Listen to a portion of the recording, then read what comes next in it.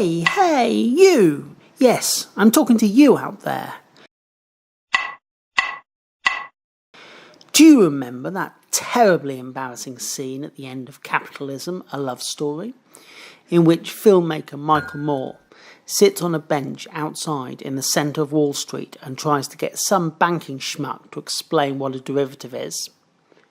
Actually, this can be done in exactly 7.09 seconds. A derivative is a contract the value of which is based on, i.e. derived from, the value of an underlying asset. There, how easy was that? Okay, so you want a bit more of an explanation. Now, imagine that you've got a wad of euros locked up in a high-interest bank account in Belgium for the next 3 years. After that period, you want to take those euros and use them for a deposit on a house in your native Manhattan.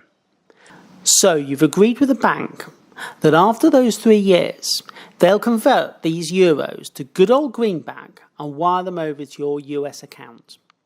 If the value of the euro goes up after those 3 years, you're a happy chap. But what happens in the meantime if the bottom falls out of the currency? You could stand to lose quite a bit of money and not be able to afford that New York mansion that you had your heart set on.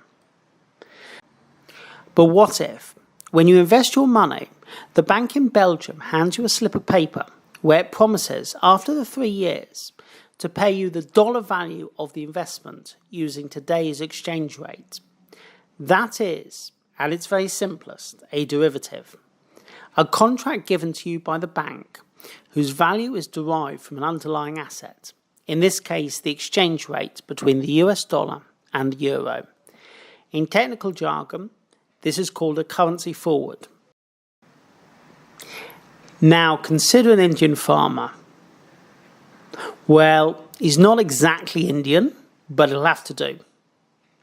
Every autumn, he plants a field of corn for harvesting the following summer. He takes it to market, gets handsomely paid, and is able to feed his hungry family for the next few months. But what if one year all his neighbours are also planting fields of corn?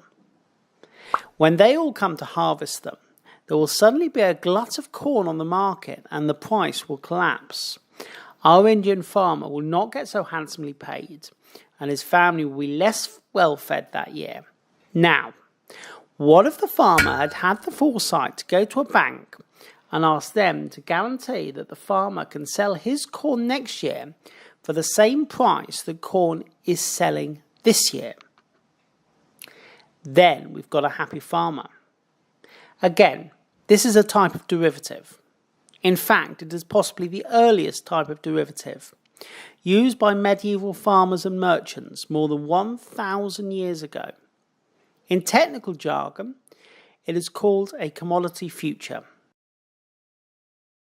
This is all good and well, but there is just one thing missing. Why would anyone be prepared to protect an Indian farmer from a collapse in the price of grain? Or, for that matter, to protect you against a collapse in the value of your savings? They're not going to do this for free. This is where the market comes in. A network of people and organisations seeking to make money from the value of derivative contracts. If an Indian farmer wants to protect the value of his investment in corn, then maybe there is someone else in the world that wants to bet on its collapse. They can take a position with the bank that offered to protect the farmer in the first place. Like any market in the world, someone somewhere has to be making money.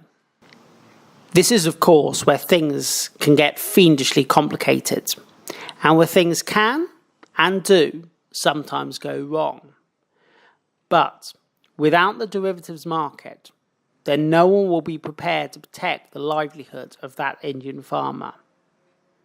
Or indeed, that investor worried about the exchange rate.